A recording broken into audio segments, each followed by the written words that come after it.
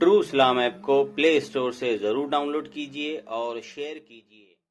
اعلیٰ حضرت فرماتے ہیں کہ بد مذہبوں کی نہ تقریر سننا جائز ہے نہ کتاب پڑھنا جائز ہے۔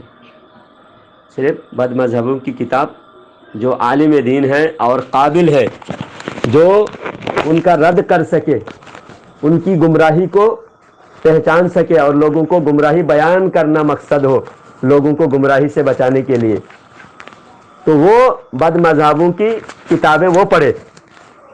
آپ کو پڑھنے کی اجازت نہیں، آپ کی ان کے بیان سننے کی اجازت نہیں، کیونکہ آپ ان کی جھوٹ کو دلیل سمجھ رہے ہیں۔ دلیل دے رہا تھا ذاکر نائک سری لنکا جا کر کہ وسیلہ کے خلاف 25 آیت ہے، میرے پاس 25 آیت ہے۔ تو دو تین دن کا پروگرام تھا ان کا، ذاکر نائک کا، اس کا 3 دن کا پروگرام تھا۔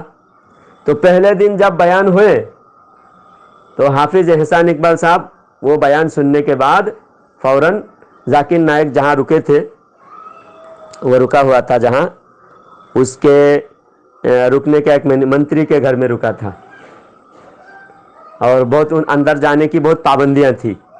اس کے باوجود بہت گریڈ ہے حافظ احسان اقبال صاحب بھی پاورفل آدمی ہے۔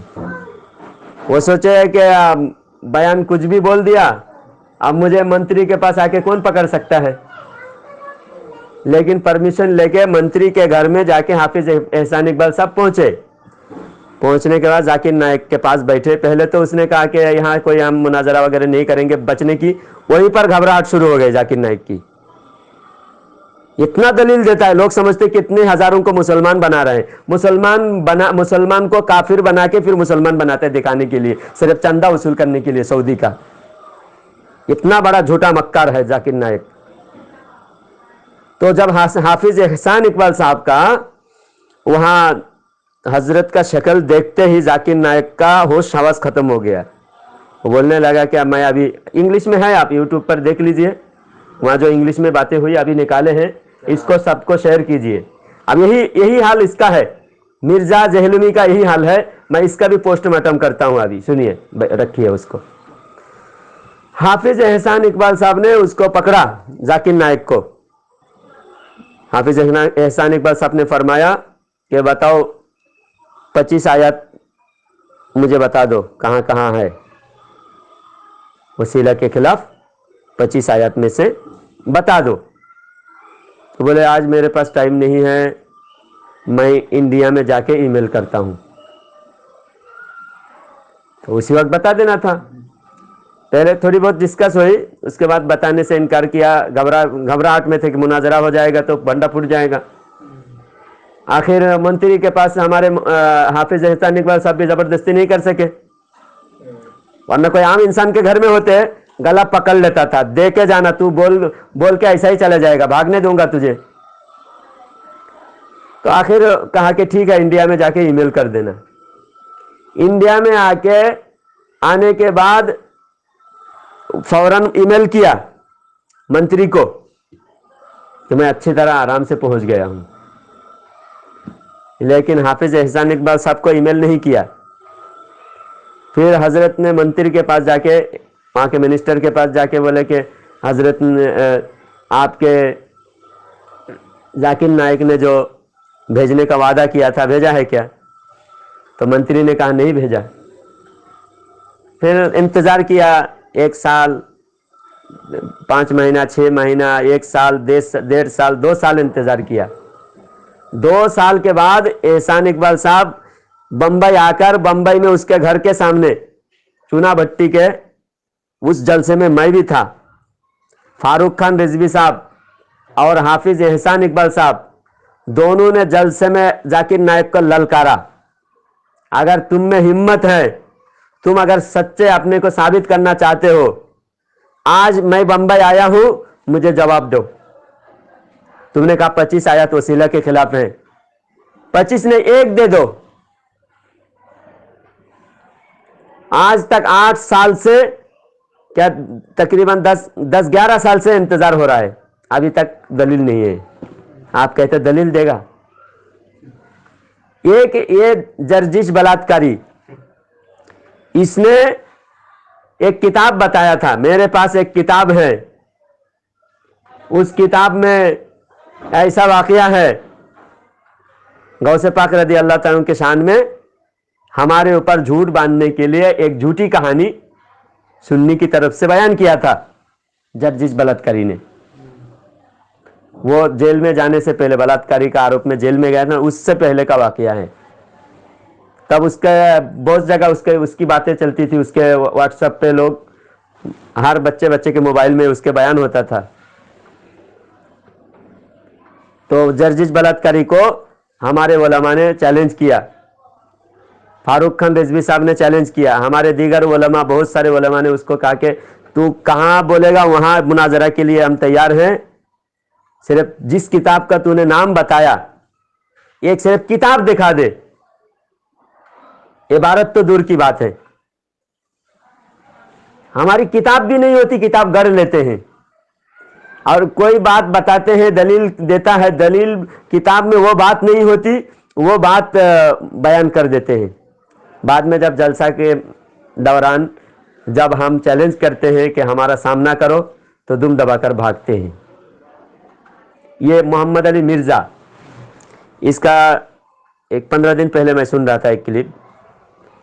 آپ لوگ خود کیوں ہمارا ڈیوٹی آپ لوگ کیوں لیتے ہو؟ ہاں، وہ بد عقیدوں کے ہم روز، دیکھو ہمارا کلپ آتا ہے نا، روز ہم سنتے ہیں، اور اس کا جواب وہابیوں کو کال کر کے، ان کے بڑے بڑے مولوی کو کال کر کے دیتے ہیں، ان کے مولوی اٹھاتے نہیں تو ان کے شاگردوں کو کال کر کے جواب دیتے ہیں۔ یہ ڈیوٹی ہمارا ہے، بد عقیدوں کے بیان سنیں اور اس کا جواب ہم ریڈی کریں، بد عقیدوں کے ہر اعتراض کا جواب ہم دے رہے ہیں۔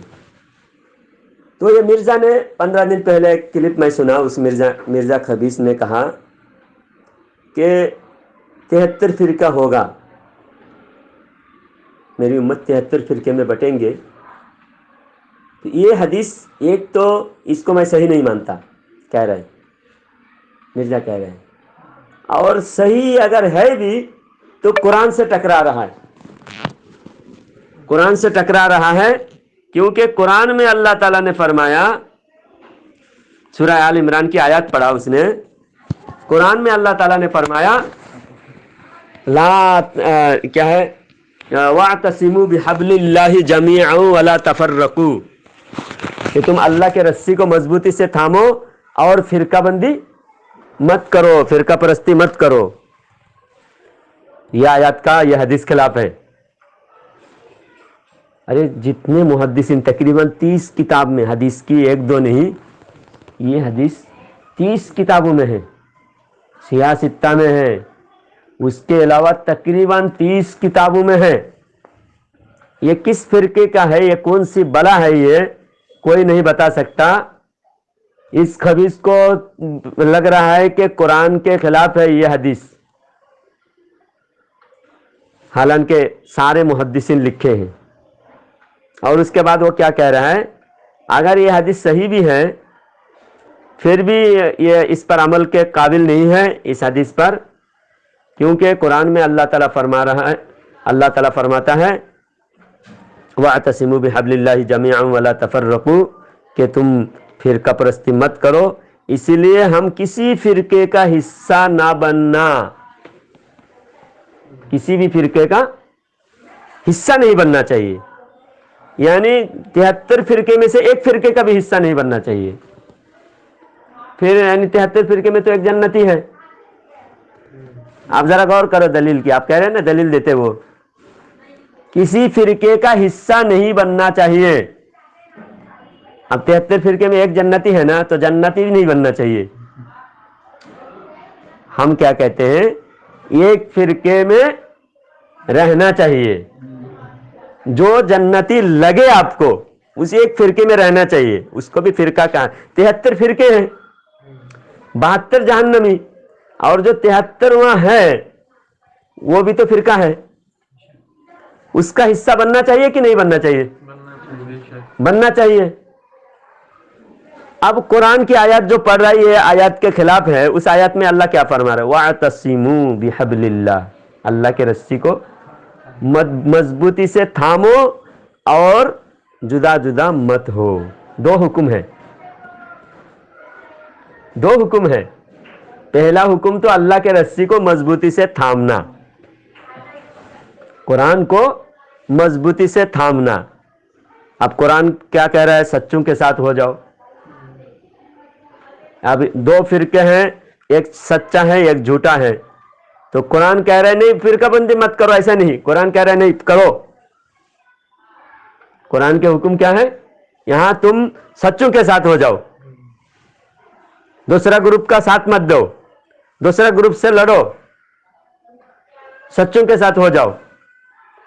تو اب یہ جاہل کہہ رہا ہے کہ کسی فرقے کا حصہ نہ بنو،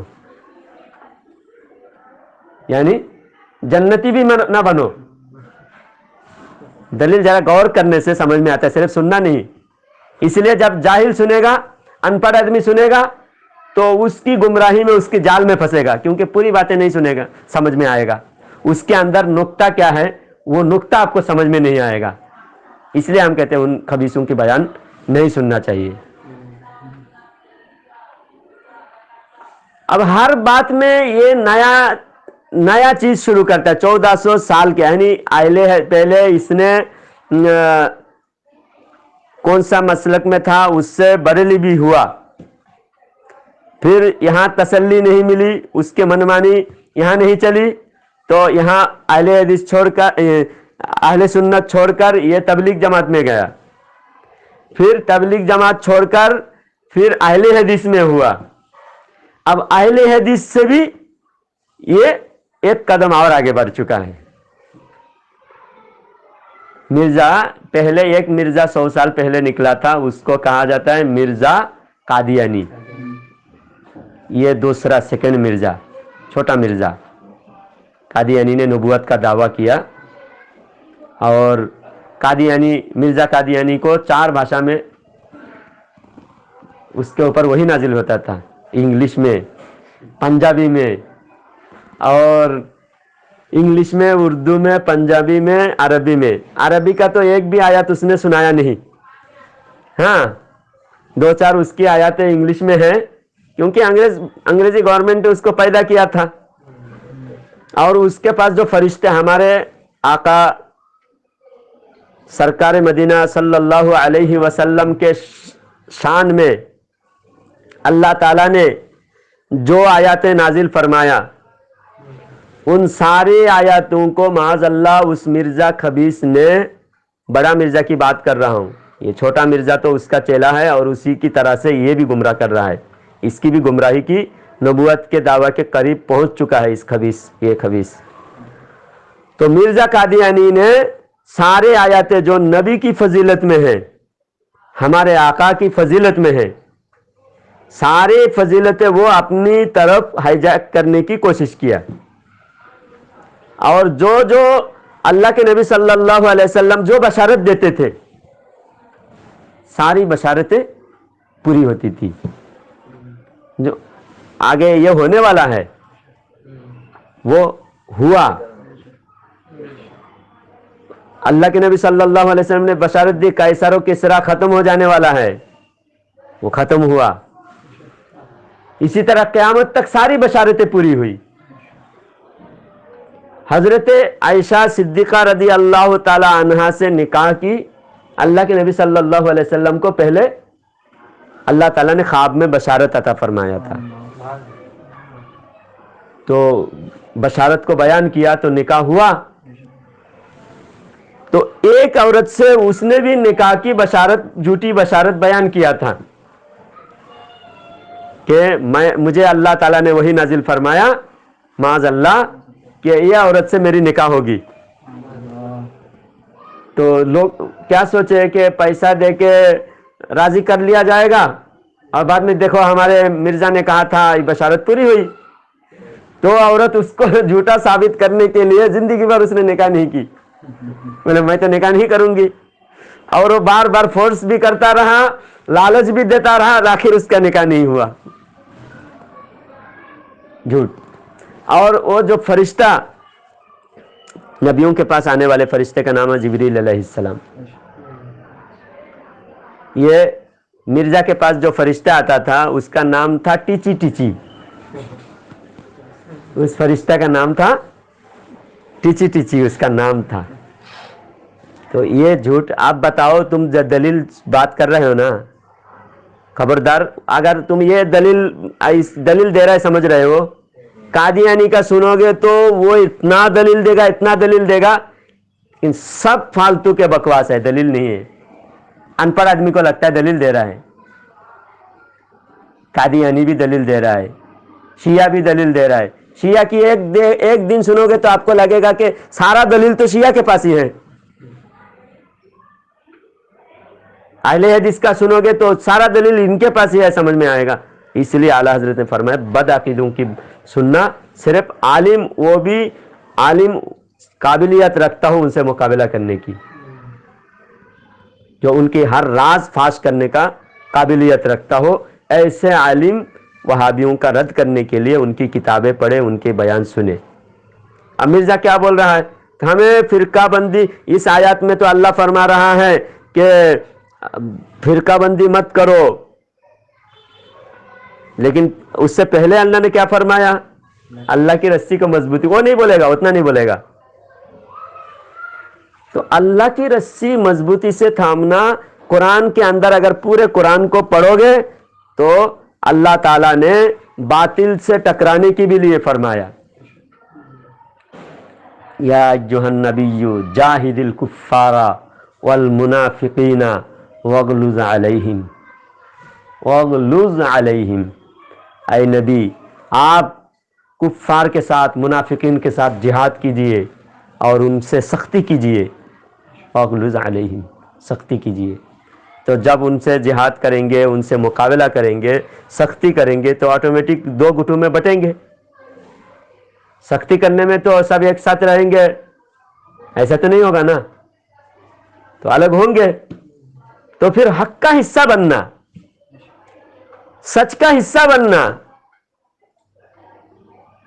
اللہ تعالیٰ قرآن میں کہاں کتنی جگہ پہ فَمِنْهُمْ شَقِيٌّ وَسَعِيدٌ، اللہ فرمائے کوئی خوش بخت ہے، کوئی بدبخت ہے، کوئی خوش نصیب ہے، کوئی بد نصیب ہے. اللہ تعالیٰ فرماتا ہے لا یستوی اصحاب النار واصحاب الجنہ، جنت والے اور جہنم والے برابر نہیں ہو سکتے. یہ کہہ رہے ہیں کہ نہیں شہد کو اور زہر کو ایک ساتھ رکھو، گھی کو اور گوبر کو ایک ساتھ رکھو، حلوہ کو گوبر کو ایک ساتھ رکھو. اللہ نہیں کہتا. اللہ فرمائے کہ ناپاک کو پاک سے الگ رکھو. ناپاک کا جگہ الگ ہے، پاک کا جگہ الگ ہے. الگ ہونا اللہ کا منشا، اللہ کی چاہت کیا ہے؟ ما کان اللہ لیذر المؤمنین علی ما انتم علیہ حتی یمیز الخبیث من الطیب وما کان اللہ لیطلعکم علی الغیب ولکن اللہ یجتبی من رسلہ من یشاء. اللہ فرماتا ہے اللہ تعالیٰ مومن کو ایسا ہی نہیں چھوڑے گا کہ پاک اور ناپاک، مومن منافق سب ملے جلے رہے. مومن کی شان، پھر مومن بھی بدنام ہو جائیں گے. یہی تو حضرت عمر رضی اللہ تعالیٰ عنہ، اسی وجہ سے جب اللہ کے نبی صلی اللہ علیہ وسلم کے پاس حضرت عمر رضی اللہ تعالیٰ عنہ آ کر گزارش کرے یا رسول اللہ صلی اللہ علیہ وسلم، ہم ان منافقوں کی بدنامی ہم اپنے اوپر نہیں لے سکتے. یا رسول اللہ ادباً گزارش کرتے ہیں، یا رسول اللہ آپ سے درخواست ہے، یا رسول اللہ آپ ان منافقوں کو ہمارے مسجد سے نکال دیجئے.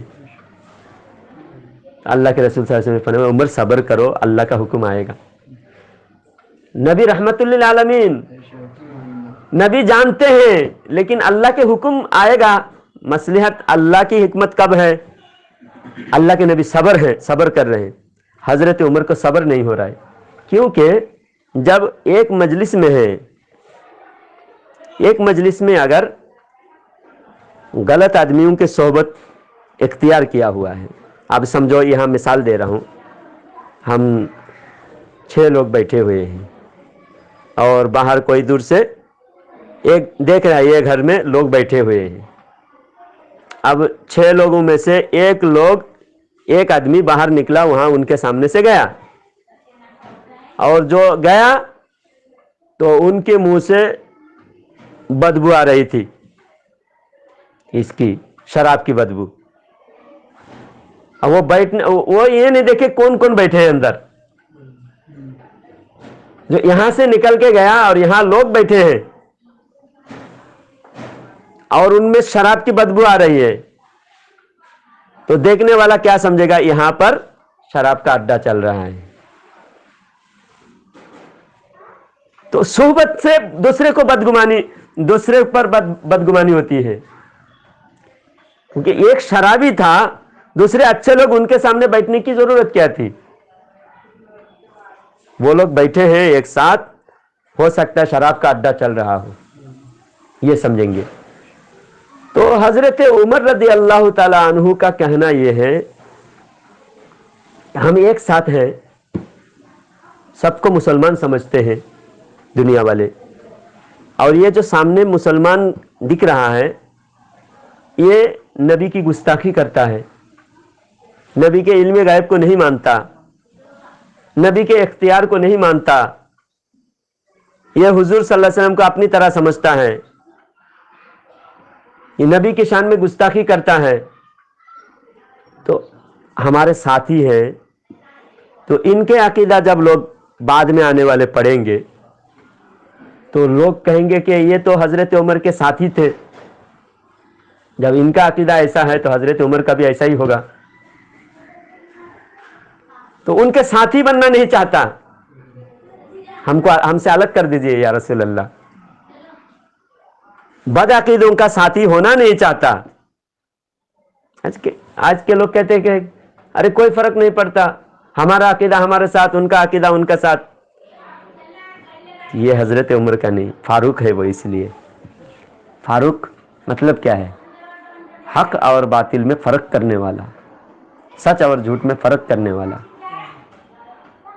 اگر فاروق سچا فاروق بننا ہے, فاروق اعظم کے غلام بننا ہے, فاروق اعظم کے نقش قدم پہ چلنا ہے, صحابہ کا نقش قدم پہ چلنا ہے, ہم بھی تو صحابہ کے نقش قدم پہ چلتے ہیں. ابھی آپ نے بتایا نا, سب لوگ بولتے ہیں ایسا. ہاں بولتے ہیں نا. تو فاروق کے نقش قدم کیسا ہے؟ فاروق فرماتے ہیں حضرت فاروق اعظم رضی اللہ تعالیٰ عنہ, یا رسول اللہ آپ ان منافقوں کو ہم سے الگ کر دیجئے. اللہ کے رسول نے فرمایا یا عمر صبر کرو, اللہ کی طرف سے آئے گا, ضرور آئے گا حکم. 17 آیات قرآن کے ایسے ہیں, حضرت عمر درخواست کرتے ہیں اور اللہ تعالیٰ آیات نازل فرماتے ہیں. قرآن کی آیات کا حصہ بعد میں بنتا ہے, حضرت کے عمر کی زبان سے الفاظ پہلے نکلتی ہیں. کوئی ہر طرح کے آدمی آتے ہیں, نبی کے گھر کے سامنے آتے ہیں, اور کوئی نبی کے گھر کے کوئی سامان کی ضرورت ہوتی ہے, کوئی چیز دینا ہوتا ہے, لینا ہوتا ہے. گھر میں کبھی مرد نہیں رہتے, عورتیں ہوتے ہیں, عورتوں کے ساتھ بات کرنے کی نوبت آتی ہے. ابھی اسلام کا ابتدائی دور ہے, ابھی پردے کے آیات نازل نہیں ہوا.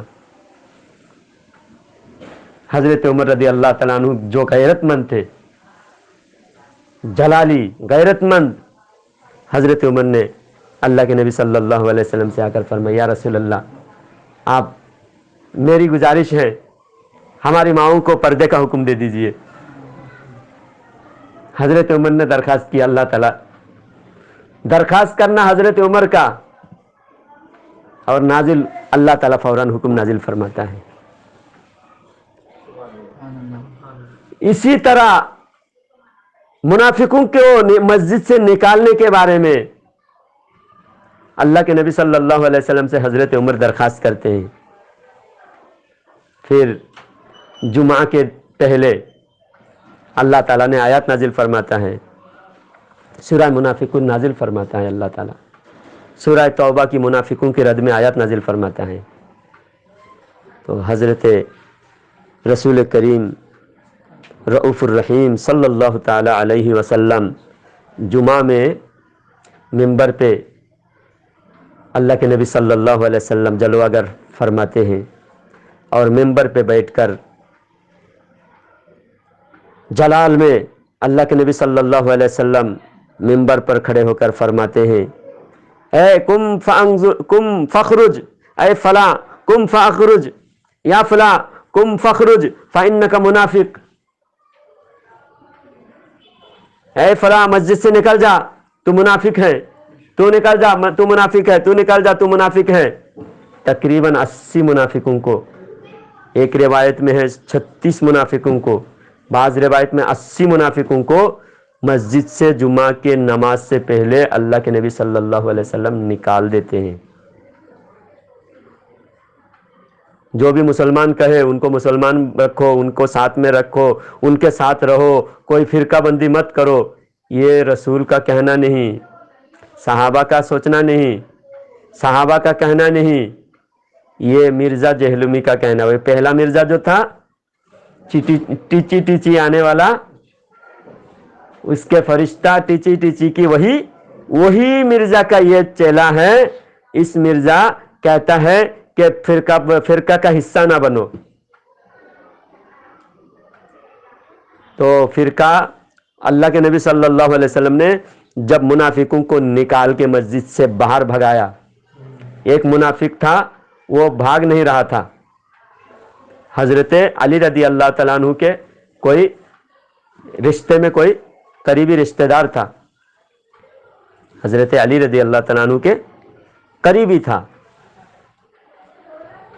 وہ منافق ایسا ہی بیٹھا تھا، اللہ کے نبی نام لے لے کے بول رہے ہیں، فرما رہے اے فلاں نکل جا مسجد سے تو منافق ہے، اے نکل جا تو منافق ہے، اے نکل جا تو منافق ہے، نام لے لے کے جب اس کا نام لیا تو وہ بیٹھا ہی رہا، اٹھا نہیں۔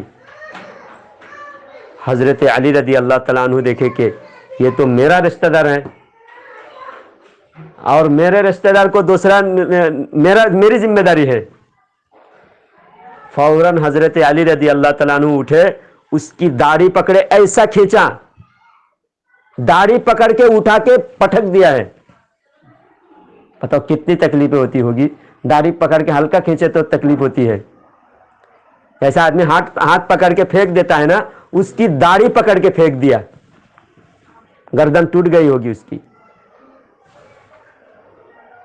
اتنا جلال میں آئے تھے حضرت علی رضی اللہ تعالیٰ عنہ، صرف صحابہ صبر کر رہے تھے، نبی کے حکم کا انتظار تھا، یہ نہیں آپ میرے رشتہ دار اس کو تو کم سے کم چھوڑ دو، ہم ہوتے تو کیا کرتے، ہمارا ایمان اللہ حفاظت فرمائے، آج ہماری ایمان اتنے کمزور ہے، ہم ہوتے یا رسول اللہ دوسرے کو نکال دو، یہ تو میرا بھائی ہے، میرا چچا ہے، میرا بھتیجا ہے، میرے بہنوئی ہے، ان کو چھوڑ دو، یہ تھوڑا وہاں بھی ہو گیا ابھی سدھر جائے گا، کیونکہ بہت سارے بہانے بول دیتے تھے ہم لوگ۔ لیکن حضرت علی یہ نہیں دیکھا کہ میرے رشتہ دار ہے یہ نہیں دیکھا میرے رشتہ دار ہے، دوسرا آدمی چلو میرے رشتہ، میں تو دیکھ نہیں رہا ہوں، حضرت علی صرف نام سنا، نام سنا، سب سے پہلے خود اٹھ کے آیا اور اس کو داڑھی پکڑ کے کھینچ کے بھگائے، اور بھگانے سے پہلے زور سے تماچا بھی مارے۔ جب ان سارے منافقوں کو مسجد سے ذلیل کر کے نکال دیا گیا، اب ان منافقوں کی غلطیاں کیا کیا تھی، آج یہ منافق کی جو غلطیاں ہیں وہی غلطیاں ایک ایک میں گن گن کے بتا سکتا ہوں۔ وہ منافق بھی نبی کے علم غیب کو نہیں مانتے تھے، یہ دیوبندی وہابی منافق بھی نبی کے علم غیب کو نہیں مانتے، وہ منافق بھی نبی کو اپنے جیسا سمجھتے تھے، نبی کو خطا کار سمجھتے تھے، یہ منافق بھی نبی کو خطا کار غلط سمجھتے ہیں، وہ منافق بھی نبی کی توہین کرتے تھے، یہ منافق بھی نبی کی توہین کرتے ہیں، وہ منافق بھی اونچے پاجامہ پہنتے تھے، وہ منافق بھی اکثر سر منڈا ہوا ہوتے تھے۔ بخاری شریف میں کتاب الفتن میں، ابو داؤد شریف میں ان کی ساری پہچان بیان کیا گیا ہے، ان کا حلیہ کیسا ہوگا، ان کا شکل کیسا ہوگا، یہ منافقی خارجی ٹولہ کا۔ اور وہ منافق بھی پکا توحیدی تھا، پکا توحیدی تھا، اور یہاں اتنا توحیدی تھا حضرت علی پر بھی شرک کا فتویٰ لگایا تھا۔ تو شرک کا فتویٰ لگانے کی ان کی پاس بھی وہی عادت تھی، آج بھی یہی شرک کا فتویٰ ہم پر لگاتے ہیں۔ تو یہ منافق جب سارے تقریباً 80 لوگ نکلے، نکل کے وہ لوگ آ رہے ہیں مسجد سے. اس دن کسی وجہ سے حضرت عمر رضی اللہ تعالیٰ عنہ کو لیٹ ہو گیا جمعہ کی نماز میں جانے کے لیے.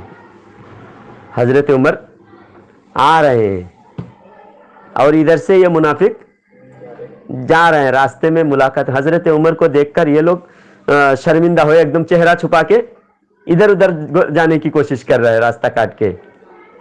حضرت عمر سوچے کہ شاید جمعہ ہو گیا ہے. ارے حضرت عمر جب دیکھے یہ مسجد سے نکل کے آ رہے یہ لوگ, سب ٹوپی داڑھی والے نمازی مسجد سے آ رہے ہیں, تو حضرت عمر کو لگا کہ آج میری جمعہ چھوٹ گئی ہے. اب حضرت عمر خود شرمندہ ہو رہے ہیں کہ مجھے تو جمعہ چھوٹ گئی آج. اور وہ لوگ حضرت عمر سے شرمندہ ہیں کہ حضرت عمر سے وہ لوگ شرمندہ ہے کہ آج یہ تو ہمارے دشمن ہیں, اگر یہ پتہ چلا کہ ہم کو مسجد سے نکال دیا تو یہیں پر ہماری گردن اڑا دیں گے, تو عمر سے بچنا کیسا. تو سب چہرہ جھکا چھپا کے کنارے سے راستہ کاٹ کے جا رہا ہے. اور حضرت عمر بھی ایک دم پریشانی کے عالم میں, میری جمعہ چھوٹ گئی آج, سب لوگ نماز پڑھ کے آ رہے ہیں. تو دونوں کو ایک دوسرے سے خوف تھا. قریب پہنچے تو حضرت عمر نے پوچھا کہ جمعہ ہو گئی. تو انہوں نے ایک دوسرے کو دیکھا, کیا بولوں, جھوٹ بولوں گا تو بھی پکڑا جاؤں گا اور سچ بولیں گے تو بھی پکڑے جائیں گے, اب کیا کرنا. تو ایک نے جھوٹ بولا, بولا ہاں جمعہ ہو گئی. تو دوسرے بھی ذرا اطمینان ہوا, چلو جمعہ ہو گئی بول کے ہم جھوٹ بول کے تو بھاگ جائیں. تو حضرت عمر نے سوچا ہو سکتا ہے جمعہ اتنے لوگ آ رہے ہیں, ایک دو ہوتے تو بات تھی, 80 لوگ آ رہے تو ہو سکتا ہے جمعہ ہی ہو گئے ہو. حضرت عمر رضی اللہ تعالیٰ عنہ نے جب سنا کہ جمعہ ہو گئی, چلو افسوس کی بات ہے میری آج جمعہ نہیں ملا, جمعہ کی نماز نہیں ملی, تو چلو اللہ کے نبی کی دیدار ہی کر لیتے ہیں. مسجد میں چلیں گے, نبی کا دیدار ہو جائے گا. تو حضرت عمر جب مسجد میں آئے تو پوری مسجد بھری ہوئی ہے. ابھی اللہ کے نبی صلی اللہ علیہ وسلم خطبہ دے رہے تھے. تو بعد میں وہ آپس میں ایک دوسرے سے بات کر رہے منافق, کہہ رہے کہ تو جھوٹ کیوں بولا. حضرت عمر کو پتہ چلے گا, پتہ تو چلے گا ہی, لیکن ابھی جھوٹ بول کے فی الحال تو اپنی جان بچی, جان بچ گئی ہماری حضرت عمر سے. تو بتائیے منافقوں کو حضرت عمر نے اللہ کے نبی سے گزارش فرمایا, تو اللہ کے نبی صلی اللہ علیہ وسلم پر اللہ تعالیٰ نے آیات نازل فرمایا کہ اللہ تعالیٰ پاک کو ناپاک کے ساتھ رہنے نہیں دے گا. اللہ فرماتا ہے ما کان اللہ لیذر المؤمنین علی ما انتم علیہ حتی یمیز الخبیث من الطیب, یمیز الخبیث من الطیب. اللہ تعالیٰ پاک کو ناپاک کے ساتھ آمیزش پسند نہیں فرماتا. تو یہ اپنے غلطی پر, اپنے بدعقیدگی کی گمراہی پر پردہ ڈالنے کے لیے یہ ڈائریکٹ کہہ سکتا ہے کہ ہم حق پر ہیں, ہم صحابہ کے نقش قدم پر چلنے والے ہیں, ہمارے حصہ بنو. کہنے کی ہمت نہیں ہے, اوقات نہیں ہے مرزا خبیث کی, مرزا جہلمی کی یہ ہمت نہیں ہے کہہ سکے کہ ہماری جماعت, اس کی کوئی جماعت ہی نہیں ہے. وہ کہے گا کون سی جماعت کی بات کرے گا, کوئی جماعت کا ابھی تک نام نہیں رکھا. ہر فرقہ ابھی دیکھ رہے فرقہ ہو سکتا ہے آگے چل کے رکھ دے, آگے چل کے, ہاں ہر فرقہ آگے چل کر نام بن جاتا ہے, ابھی نیا اسٹارٹ ہوا ہے, آگے چل کر نام بن جاتا ہے. تو ان لوگوں نے جماعت کا کام, یہ تبلیغ جماعت کا کام شروع کیا, اور ان لوگوں نے جب یہ جماعت کا کام شروع کیا تو یہ کہتے نبی والا کام ہے, نبی والا کام ہے. ابھی بھی کہتے ہیں نبی والا کام ہے. تو نبی والا کام نبی سے چل کر آیا ہے نا, ایک طرف رکھ لو یہ بات پہلے نہیں بولنا کہ تمہارا کام نبی والا کام ہے. تو پہلے یہ بولنا کہ آپ کے یہ تبلیغ شروع کس نے کیا. تو بولے گا حضرت مولانا الیاس کاندلوی, حضرت مولانا الیاس کاندلوی نے شروع کیا. پھر نبی والا کام تو نبی سے شروع ہوا نا, یہ پھر کس نے شروع کیا, इलियास कांदुलेवी ने शुरू किया। तो इससे साबित होता है नबी वाला काम नहीं है। नबी वाला काम जो था वो नबी से शुरू होकर आज तक चल रहा है, और जो नबी वाला काम है बीच में कभी गैप नहीं हो सकता।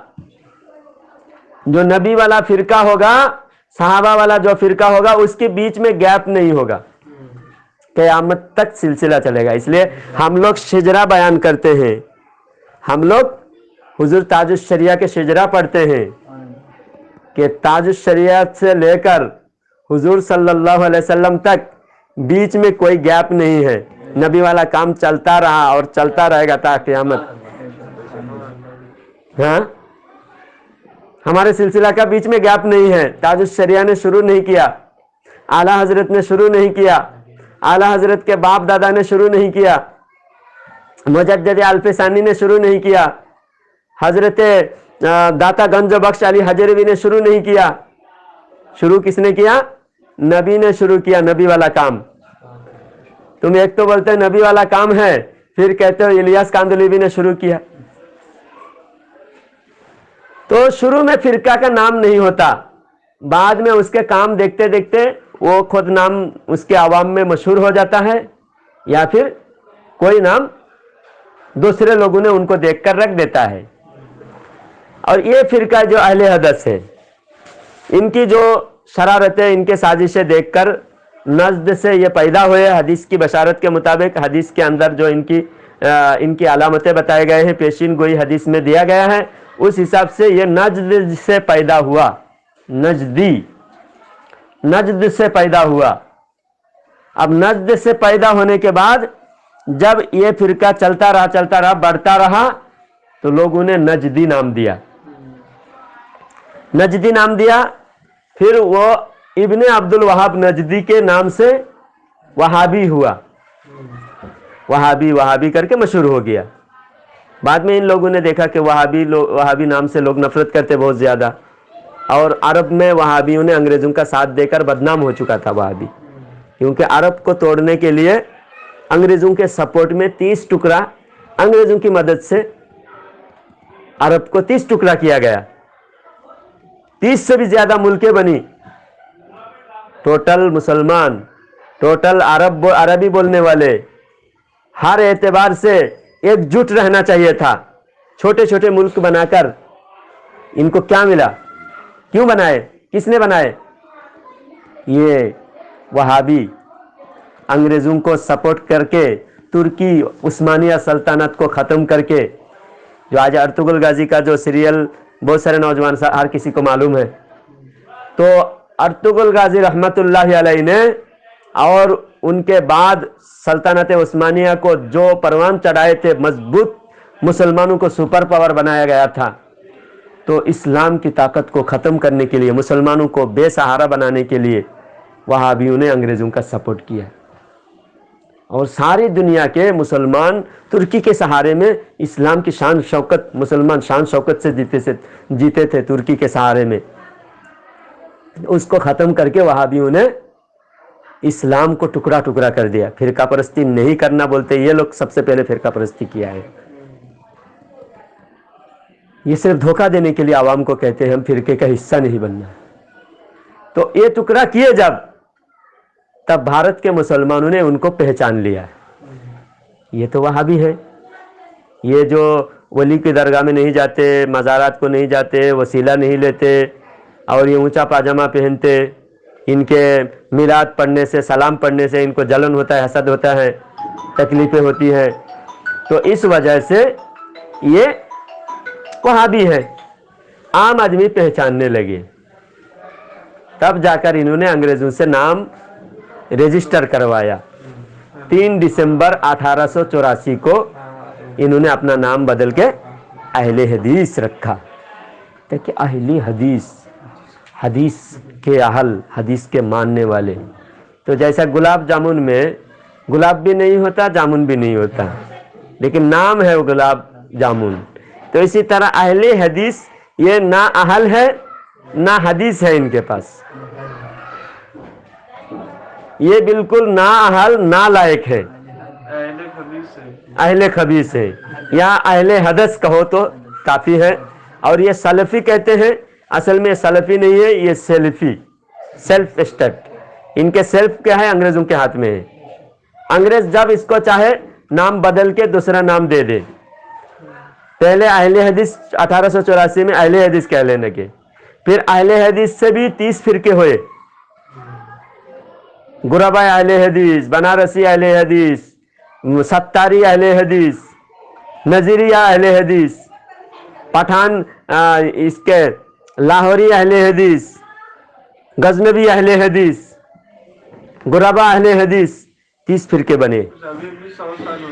اب پھر اس کے بعد کچھ لوگ, ذاکر نائک کچھ دن کے اندر کہنے لگے, ذاکر نائک نے کہا کہ اہل حدیث نہیں کہتا میں صحیح اہل حدیث ہوں.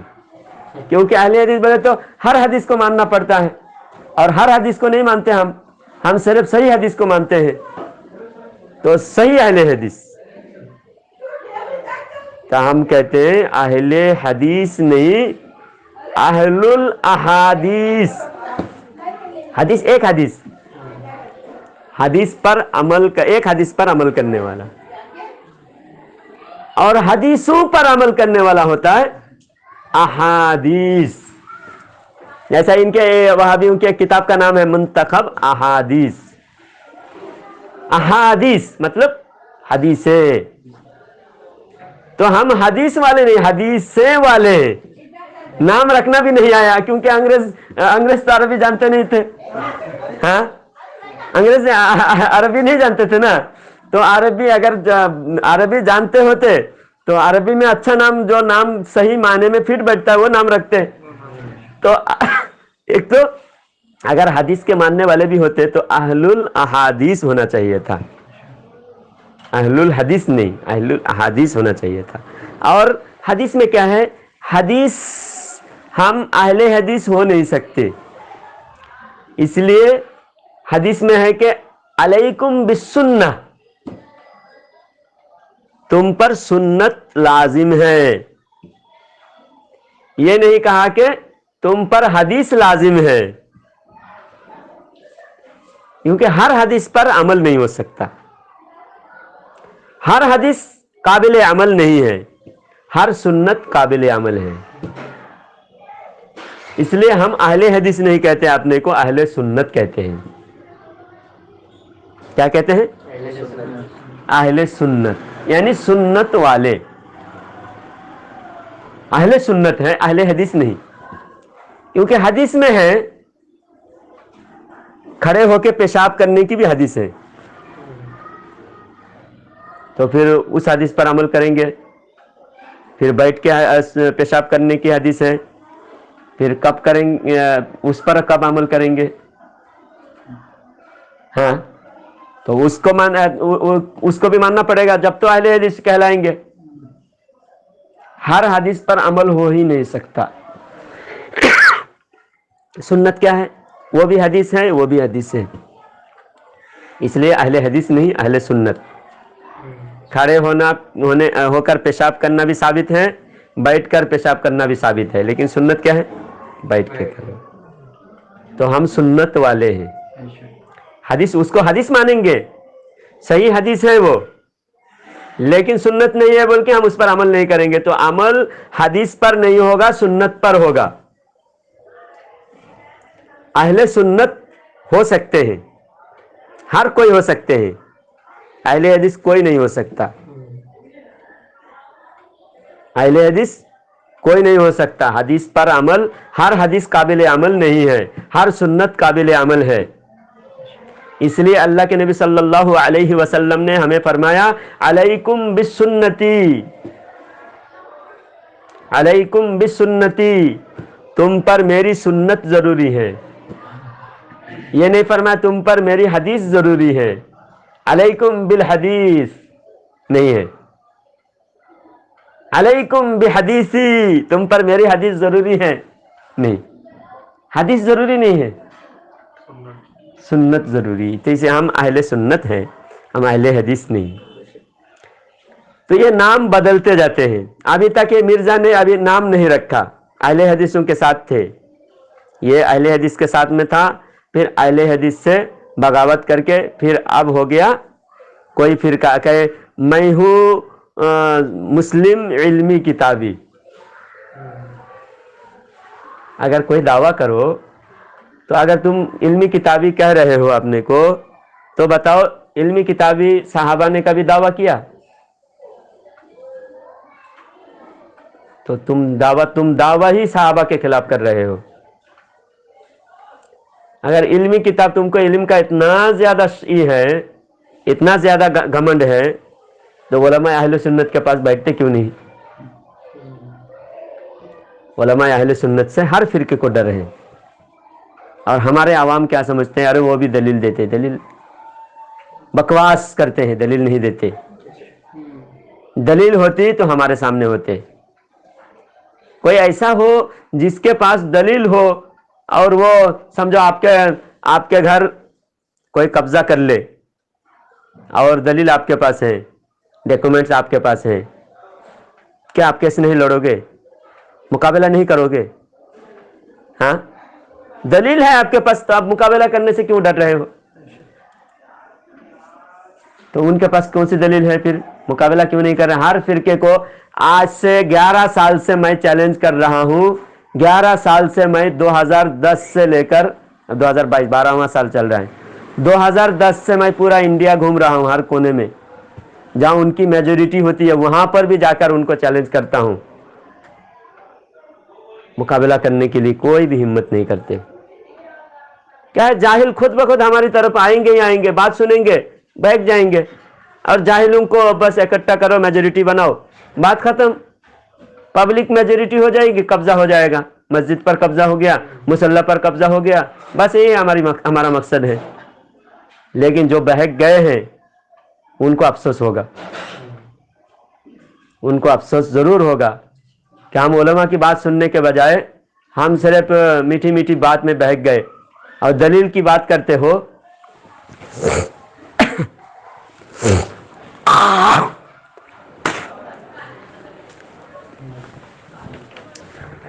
سنون دارمی، ایک بات کہہ کے ختم کروں گا، بات ہو گیا 10:30 ہو گیا۔ امام دارمی رحمت اللہ علیہ کے دربار میں امام بخاری کے استاد ہیں امام دارمی، ایک بدعقیدہ شخص آیا، آ کر کہا کہ میں آپ کو میں ایک حدیث سنانا چاہتا ہوں۔ امام دارمی نے کہا کہ نہیں، تمہارے سے حدیث سننے کی ضرورت نہیں ہے، تم بدعقیدہ ہو، تم سے حدیث نہیں سننا ہے۔ پھر بھی جب سننا نہیں چاہتا ہے، زبردستی کیوں سنا رہے ہیں؟ زبردستی کیوں سنا رہا ہے وہ؟ کیونکہ ان کی عادت ہوتی ہے ذلیل رسوا ہو، جتنا بھی رسوا کرو، جتنا بھی ذلیل کرو، جوتا بھی ایک مار دو، پھر بھی وہ کتے کی طرح اتنا ذلیل رسوا ہے۔ تو کچھ دیر بیٹھا رہا، پھر اس نے کہا کہ میں آپ کو قرآن سنانا چاہتا ہوں۔ امام دارمی رحمت اللہ علیہ نے فرمایا کہ یا تو اٹھ کے چلا جا یا پھر میں اٹھ کے جاؤں، تیرے سے نہ قرآن بھی نہیں سننا، حدیث بھی نہیں سننا مجھے۔ آخر پھر بھی وہ بیٹھا رہا۔ حضرت امام دارمی رحمت اللہ خود اٹھ کے چلے گئے اپنے شاگردوں کے ساتھ۔ بعد میں حضرت سے کسی نے پوچھا کہ آپ نے اگر قرآن سن لیتے تو کیا ہوتا تھا؟ دلیل تو دے رہے ہیں، قرآن سے بڑا کون سا دلیل ہے؟ آپ تو دلیل کی بات کر رہے ہیں نا۔ اب امام بخاری کے استاد ہیں، ان کی دلیل سنو۔ امام بخاری کے استاد فرماتے ہیں کہ قرآن سے بڑھ کر دلیل کیا ہوتی ہے؟ دلیل دے رہا تھا۔ امام دارمی رحمت اللہ علیہ فرماتے ہیں اگر میں اس کی دلیل سنتا، اگر مجھے کوئی الفاظ اچھی لگتی تو میرا ایمان کا نور چلا جاتا۔ مجھے اپنے ایمان کا خطرہ ہے۔ اتنے بڑے عالم کو بھی خطرہ ہے بدعقیدوں سے سننا نہیں، پھر آپ عام آدمی ہو کر یہ جرجش بلاತ್ಕಾری کا، ان کے چہرے کو دیکھ کے سمجھ جاؤ کہ کیسے منحوس ہے، دیکھنے کے قابل ہے ان کے چہرے، بس اتنا کافی ہے۔ اب ان کی دلیل کی گہرائی آپ کو کیا سمجھ میں آئے گا؟ آپ کو کتنا علم ہے؟ امام دارمی خود ان سے بچنے کے لیے ان کی بات دلیل سننے کے تیار نہیں۔ لیکن ہم علماء جو وہابیوں کا رد کرتے ہیں، ہمارے لیے ضروری ہوتا ہے، کیونکہ آپ تک بات پہنچانا ہوتا ہے۔ वरना हम भी नहीं सुनेंगे और हम जवाब नहीं देंगे तो आप लोग पता नहीं चलेगा कौन सच बोल रहा है कौन झूठ बोल रहा है। तो इसलिए इनके झूठ बेनकाब करना होता है, इसलिए हम इनका सुनते हैं और सुनकर इनके एतराज़ का जवाब देते हैं और हमारे आवाम को गुमराही से बचाने के लिए हम सुनते हैं। आपको बिल्कुल ज़रूरत नहीं है, आला हज़रत के दामन थामे रखिए, एक दरगिर महक्कम बगीर, एक दरवाज़ा पकड़े मजबूती से थामे रहो। भटकते जाओगे तो जितने लोग भटके सब ऐसे ही भटके। नहीं आप क्या गारंटी क्या है? सुनो भाई, आप जब इमाम दारिमी सुनना नहीं चाहते, क्यों? खतरा है। इमाम दारिमी होके सुनना नहीं चाह रहे हैं, इसलिए आप जो मजबूरी के तहत हम भी उतना थोड़ी देर 5 मिनट अगर बदअकीदों का सुनते हैं ना, इतना झूठ उनका जब कान में पहुंचती है, उनकी जलाल में आ जाता हूँ, सब्र खत्म हो जाती है। मैं लगता है कि अभी जाऊं जहां मिले वहां उसको खत्म कर दूं, इतना गुस्सा आता है। एक देवबंदी वहां मिला था सोलापुर जिला का, मुझे बोले कि हमारे घुम्मन का एक बयान सुनो, आपको पता चलेगा। बहुत बेहतरीन दलील दिया है हमारे इलियास घुम्मन ने, सुने ना इलियास घुम्मन, सबसे बड़ा है ना। हाँ वह अभी उनका देवबंदियों का सबसे बड़ा। मैंने कहा भाई मैं झूठ बोलते हैं ये लोग। नहीं हजरत, एक आप सुन के देखो, पक्का जमाती था। फिर मैंने कहा ठीक है भाई, तुम्हारी गुजारिश मैं सुनता हूँ, मगर मैं सुनने के बाद मैं तुमको जो बोलूंगा तुमको भी गौर से सुनना होगा, मैं जवाब दूंगा। फिर उसका 20 मिनट का बयान था, बहुत सब्र के साथ मैं 15 मिनट सुना। 15 मिनट के अंदर उसने 6 झूठ बोला, बिल्कुल सफेद खुला झूठ, खुला झूठ। मिसाल के तौर पर वो बयान कर रहा था कि उलमाए देवबंद को आला हजरत ने क्यों काफिर कहा। उलमाए देवबंद को आला हजरत ने काफिर किस लिए कहा कि उलमाए देवबंद ने ऐसा लिखा है कि हुजूर सल्लल्लाहु अलैहि वसल्लम के बाद कोई नबी आए तो भी हुजूर खातिमुन नबीयीन ही रहेंगे, हुजूर की खातिमियत में कोई फर्क नहीं आएगा। कासिम नानूतवी ने लिखा है, ऐसा आला हजरत ने फतवा दिया कि अगर ऐसा लिखा है इस वजह से कासिम नानूतवी काफिर है। कासिम नानूतवी ने ऐसा लिखा कि हुजूर के बाद भी नबी आ सकता है, तो इस वजह से कासिम नानूतवी काफिर है। तो इलियास गुमन कह रहा है कि हमारी किताब में ऐसा लिखा हुआ ही नहीं है, हमारी किताब में लिखा हुआ ही नहीं है। दूसरी बात और कहा कि अल्लाह झूठ बोल सकता है, ऐसा किताब में लिखा हुआ है, किताब में लिखा हुआ है। लेकिन घुम्मन कहता है कि हमारी किताब में ऐसा बिल्कुल लिखा हुआ नहीं है। फिर मैंने ऐसा झूठ 15 मिनट मैंने उसका सुना, आखिर मैं बर्दाश्त नहीं हुआ, बंद कर दिया। फिर मैंने उस देवबंदी को बुलाया, आओ तुम्हारे घुम्मन का मैं दलील से बात करता हूं। फिर मैं वो किताबें सब उसके सामने रखा, मैंने ये सब किताब, तुमको अगर उर्दू पढ़ना आता है पढ़ लो, नहीं तो ये सारी किताबें लेके जाओ। जो घुम्मन साफ साफ इनकार कर रहा है, ये घुम्मन तो अभी पाकिस्तान में है, वो यहाँ उसको पकड़ के ला नहीं सकते। तुम्हारे इलाके का कोई घुम्मन हो उसको लेके आओ, अगर तुम्हारे उलमा झूठ नहीं बोलता मैं मुंह मंगा इनाम दूंगा। 1 लाख रुपया का मैं चैलेंज करता हूं, मैं 1 लाख रुपया दूंगा, तुम्हारे कोई भी आलिम हो, एक अगर मेरे सामना नहीं कर सकता 10 को लाओ, 10 आलिम को ये घुम्मन की बात सही साबित करने के लिए। अगर फिर भी तुम्हारे 10 आलिम घुम्मन को सच्चा साबित नहीं कर सकता, झूठा साबित हो रहा है, तो फिर मैंने पहले ही कहा था ये झूठ बोलेंगे, इनकी बात मैं सुनना नहीं चाहता। सुना है ना तुमने, अब तुम किताब देख लो, किताबें लेके जाओ, मुझे ये किताब पढ़कर मुझे जवाब दो।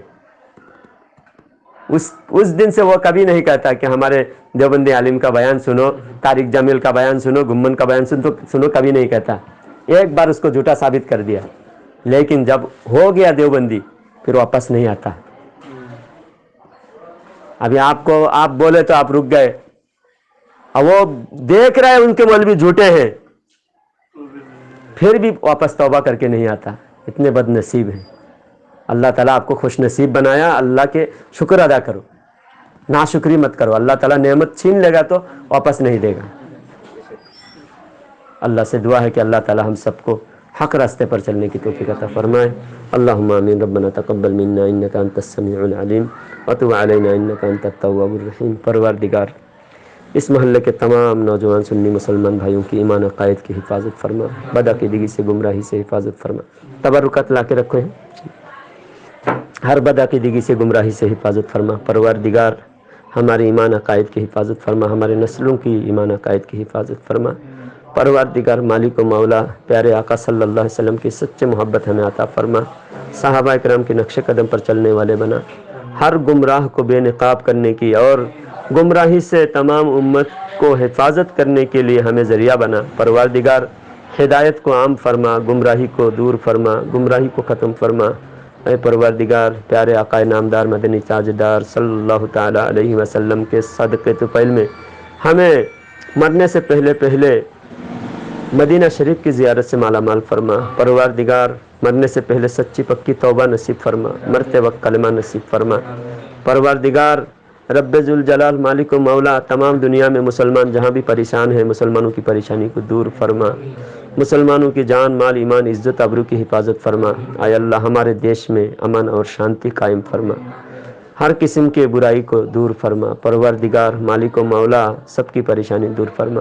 جو بھی ہم سے دعا کی درخواست کی ہے ان کے حق میں بھلائی کا فیصلہ فرما.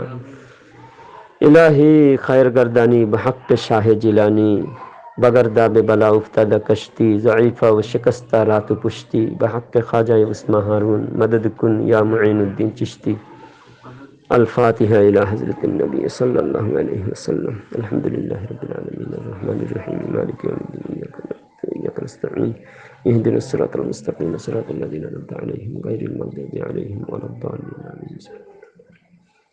قل هو الله احد الله الصمد لم يلد ولم يولد ولم يكن له كفوا احد. بسم الله الرحمن الرحيم.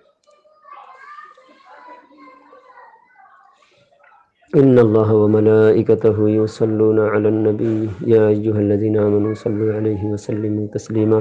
اللهم صل على سيدنا محمد وسلم صلاة وسلاما عليك يا رسول الله صلى الله عليه وسلم. سبحان ربك رب العزة عما يصفون وسلام على المرسلين والحمد لله.